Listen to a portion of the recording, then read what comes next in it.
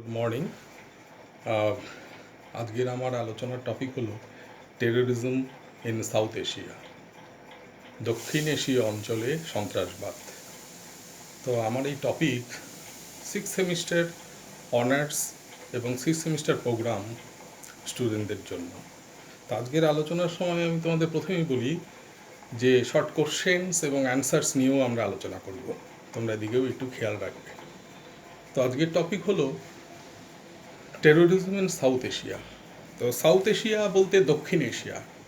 দক্ষিণ এশিয়ার বলতে আমরা কি বুঝি? দক্ষিণ এশিয়ার দেশগুলো হলো, যদিও এটা আধুনিক ডেফিনেশন, মডার্ন ডেফিনেশন, দক্ষিণ এশিয়ার দেশগুলো হলো আফগানিস্তান, ইন্ডিয়া, পাকিস্তান, বাংলাদেশ, শ্রীলঙ্কা, নেপাল, ভুটান, মালদ্বীপস।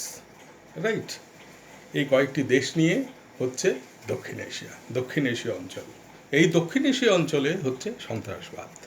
সন্ত্রাসবাদ বলতে আমরা সাধারণত বুঝি যে it is the use of violence or threat of violence in pursuit of political, religious, ideological and social objectives। অর্থাৎ সন্ত্রাসবাদ হলো এক ধরনের হিংস্রতার প্রয়োগ বা ব্যবহার, এক ধরনের হিংস্রতা বা প্রয়োগ, তার ব্যবহার, এবং এই এই হিংস্রতার কারণ হলো কোনো রাজনৈতিক বা মতাদর্শগত বা ধর্মীয় কোনো উদ্দেশ্য সাধনের চেষ্টা করা। রাইট?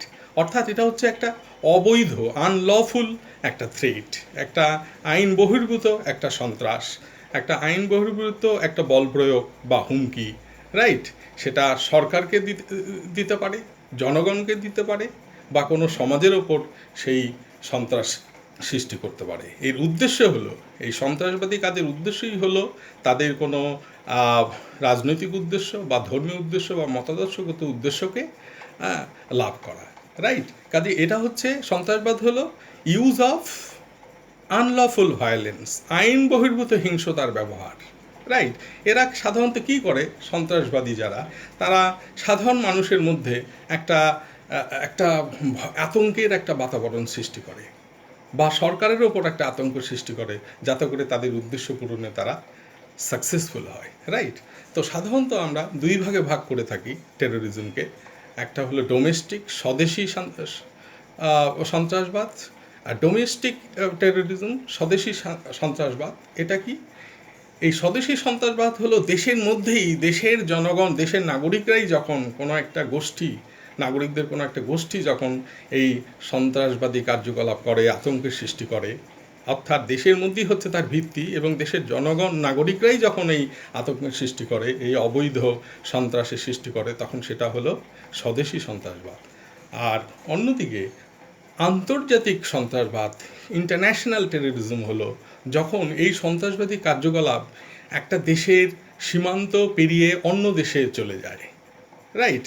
এটা একটা দেশের বাউন্ডারিকে ট্রান্সেন্ড করে, অতিক্রম করে, বা এক দেশের কোনো গোষ্ঠীর যখন এই সন্ত্রাসবাদী কার্যকলাপ যখন অন্য দেশে গিয়ে প্রভাব করে, বা বৈদেশিক কোনো রাষ্ট্রের কোনো স্বীকৃত কোনো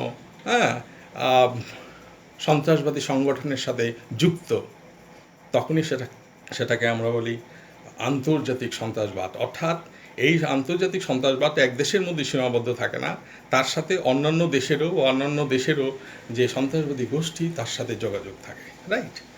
এই হচ্ছে সন্ত্রাসবাদ।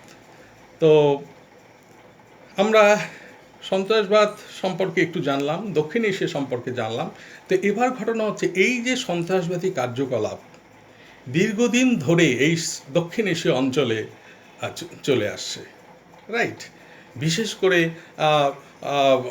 90 দশকের পর থেকে এটা সাংঘাতিক পরিমাণে বেড়ে চলেছে, এই সন্ত্রাসবাদী কার্যকলাপ। রাইট? এবং তাতে কি হয়েছে? এই সন্ত্রাসবাদী কার্যকলাপের ফলে কি হচ্ছে? এই দক্ষিণ এশীয় অঞ্চলে, এই দেশগুলোর মধ্যে একটা ডিস্ট্যাবিলাইজেশন, একটা অস্থিরতা সৃষ্টি হয়েছে, একটা স্থিতিশীলতার অভাব দেখা দিয়েছে। কেননা এই সন্ত্রাসবাদী কার্যকলাপের ফলে কি হচ্ছে? এক রাজ্যের সাথে আরেক রাজ্যের সংঘাত হচ্ছে, মিল হচ্ছে না। রাইট।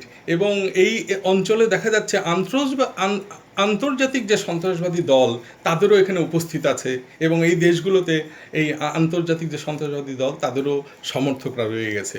তার ফলে কী হয়েছে, এই দেশগুলোতে, এই দক্ষিণ এশীয় অঞ্চলে একটা স্থিতিশীলতার বাতাবরণের সৃষ্টি হয়েছে। তো তোমরা এখানে মনে রাখবে যে প্রথমেই বলি যে দক্ষিণ এশিয়া বলতে কি বোঝো, তোমরা এই 7টি দেশের নাম মনে রাখবে। রাইট, আমি একটু আগেই যেটা বললাম তোমাদের খুব ভালো করে মনে রাখবে। পরীক্ষায় আসতে পারে যে দক্ষিণ এশীয় অঞ্চলের হয়তো অপশন দিয়ে দিল 5টি বা 4টি, তার মধ্যে বললো এটা দক্ষিণ এশীয় অঞ্চলের মধ্যে কোন দেশটি পড়ে। তা তোমরা মনে রাখবে ভালো করে, আফগানিস্তান, ইন্ডিয়া, পাকিস্তান, বাংলাদেশ, শ্রীলঙ্কা, নেপাল, ভুটান, মালদ্বীপস, এটা মনে রাখবে এই কয়েকটি দেশ। রাইট, যে এরা হচ্ছে দক্ষিণ এশীয় দেশ।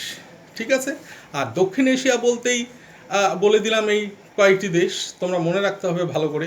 প্লাস বললাম যে সন্ত্রাসবাদ বলতে কি বোঝায়, যে সন্ত্রাসবাদ হলো যে হিংসতার আইন বহির্ভূত প্রয়োগ বা ব্যবহার, এবং এই সন্ত্রাসবাদীর উদ্দেশ্য হলো কোনো রাজনৈতিক বা মতাদর্শগত বা ধর্মীয়। এটা তোমাদের মনে রাখতে হবে। হয়তো অপশনে আসলো যে সন্ত্রাসবাদীর কার্যকলাপের what is the goal of terrorist activity, সন্ত্রাসবাদী কাজের লক্ষ্য কী, তখন তোমরা ওখানে যদি অপশন থাকে পলিটিক্যাল, রিলিজিয়াস বা আরও ইকোনমিক আরও কিছু দিল, তো তোমরা সেটা মনে রাখবে যে তবে প্রধানত মনে রাখবে যে রাজনৈতিক উদ্দেশ্য পরিপূরণ করাই হচ্ছে সন্ত্রাসবাদী কাজের প্রধান লক্ষ্য। এটা তোমাদের যদি শর্ট কোশ্চেন আসে তোমরা এইভাবে লিখবে। ঠিক আছে, এবার আমরা জেনে নিই যে এই সন্ত্রাসবাদীর মূল কারণগুলো কি এই দক্ষিণ এশীয় অঞ্চলে। What are the reasons, what are the causes of terrorism in south Asia.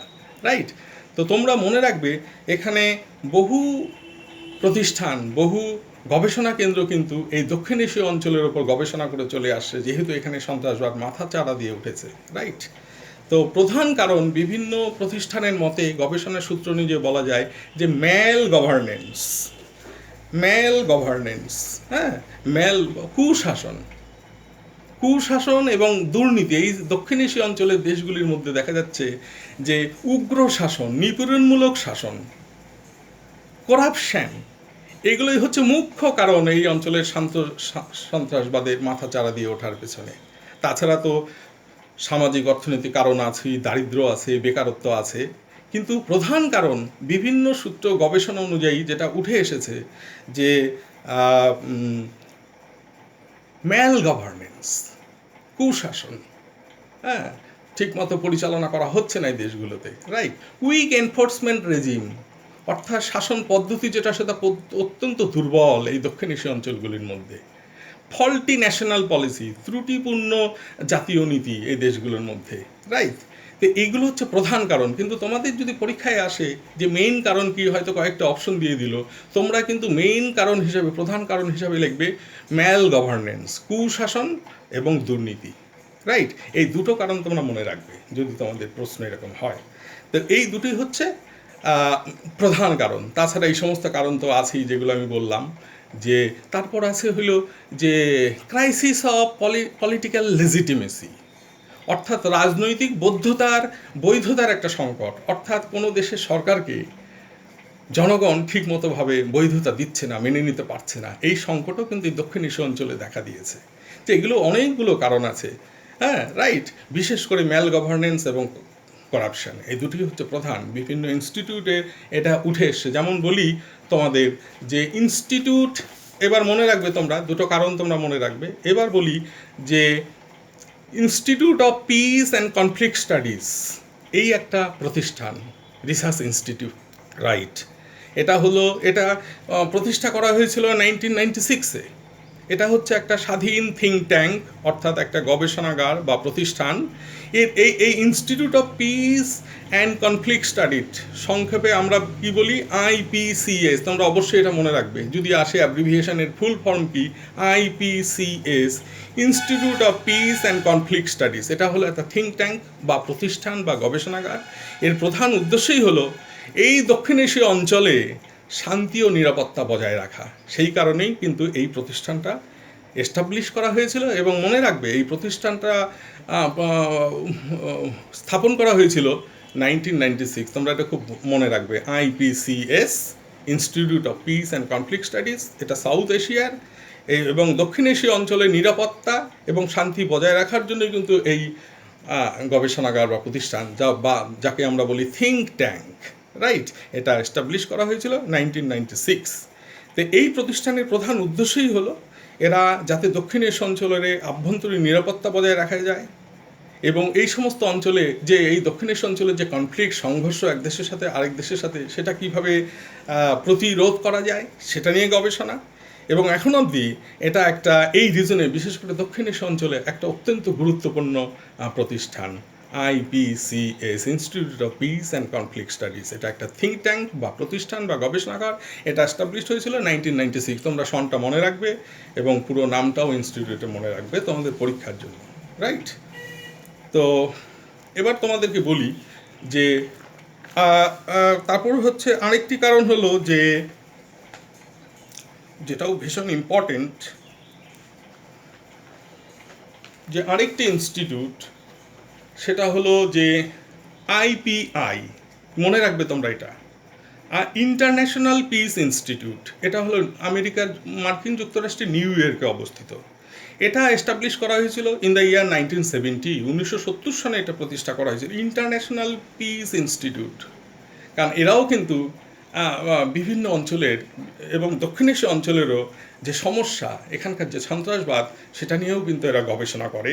এদের উদ্দেশ্য হলো, এই রিসার্চ সেন্টারও হচ্ছে একটা থিঙ্ক ট্যাঙ্ক, হ্যাঁ, একটা আন্তর্জাতিক থিঙ্ক ট্যাঙ্ক, এটা মার্কিন যুক্তরাষ্ট্রের, বা এটাও একটা প্রতিষ্ঠান। এর উদ্দেশ্য হলো শান্তি, নিরাপত্তা এবং উন্নয়ন বজায় রাখা, এবং দক্ষিণ এশীয় অঞ্চলেরও যাতে শান্তি নিরাপত্তা বজায় থাকে সেটা নিয়েও এরা এই প্রতিষ্ঠান গবেষণা করে। তো তোমরা মনে রাখবে এই প্রতিষ্ঠানটা হলো মার্কিন যুক্তরাষ্ট্রের নিউ ইয়র্ক শহরে IPI, ইন্টারন্যাশনাল পিস ইনস্টিটিউট। এটা এস্টাবলিশ হয়েছিল 1970, এটা তোমরা মনে রাখবে, রাইট, শর্ট কোশ্চেন আসলে পরে। এবং মনে রাখবে IPI এর প্রধান উদ্দেশ্য হলো এই যে দক্ষিণ এশীয় অঞ্চলের সাথে আরেক দেশের এই যে